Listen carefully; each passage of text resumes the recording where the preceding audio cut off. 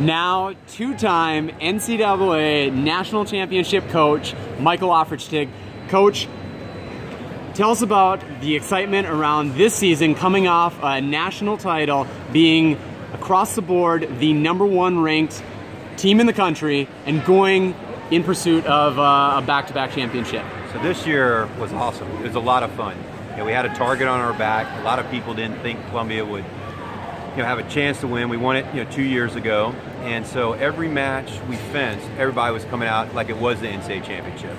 And we lost some matches. I think our record for the year were like 44-8, so 8 teams upset us or defeated us, however you want to call it. But it was a lot of fun, a lot of excitement.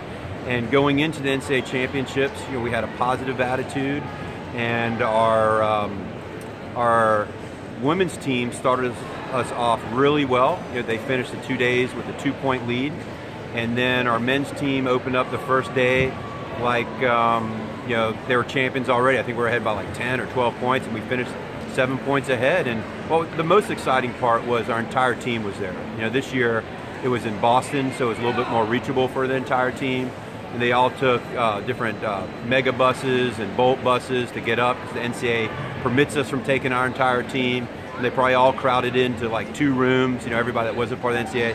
So the best part was when we did get our trophy, all 43 members and the coaching staff was there to hold it up. And so it was awesome. On the point of the record, you mentioned something like 44-8. Yeah. How did that side of things compare with 2 years ago when you won your first title? Yeah, 2 years ago it was pretty similar.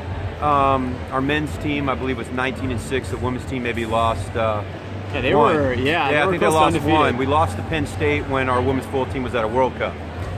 So our women's disclaimer team, almost pulled it off with Sarah Tappel, but yeah. So maybe the first season our record was a little bit better. Part of this year was having 11 seniors graduating. We were really giving our first years and even our sophomores a lot more fencing time, getting them ready for this coming up season. But you had, with that, a lot of times programs might look at that as a rebuilding year. However, you had some amazing recruits coming in, top recruits on the cadet and junior points list over the past few years. Who impressed you the most coming out of the gun as either a freshman or a sophomore? So our one freshman at the NCAA championships was Calvin Liang.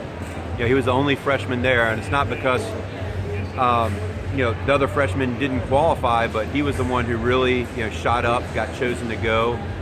Poor Calvin sprained his ankle with 6 matches left, and he still went 3-3. So I mean, that guy, he's a champion. And in doing so, earned his first All-American honors. Yeah, he's All-American. So really happy for Calvin. Really, and all of our upperclassmen will say this year's first years, the freshmen, is one of the strongest freshman classes we brought in. I know this next class coming in, they're going to try to beat that as well.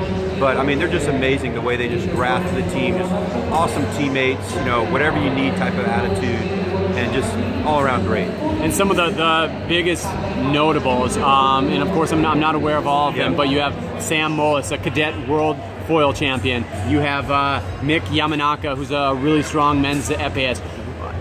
Who are you looking forward to this year to either surprise people, which you've done in the past, or to continue with their success and really make a statement their freshman campaign?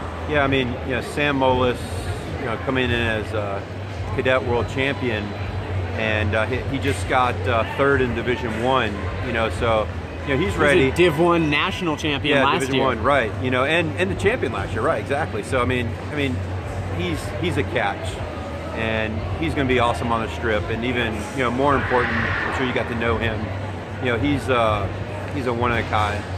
What am I trying to say? Like one of a kind. One of a kind. Yes. I mean, and I even didn't get a chance to get to know him that well, but from our interactions, I just know he's going to be a great force on the team.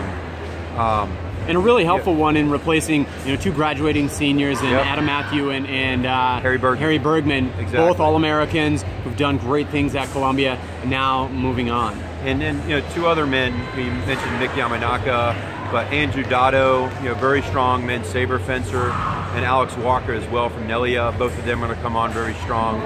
On our women's side, we have Gigi Verheller. She was on the junior world team. And also Violet Michaels, 2 cadet world team members. Coming out of a really strong club program. Yeah, exactly. So, you know, it's like individuals like this are just going to help the program continue to be very, very good.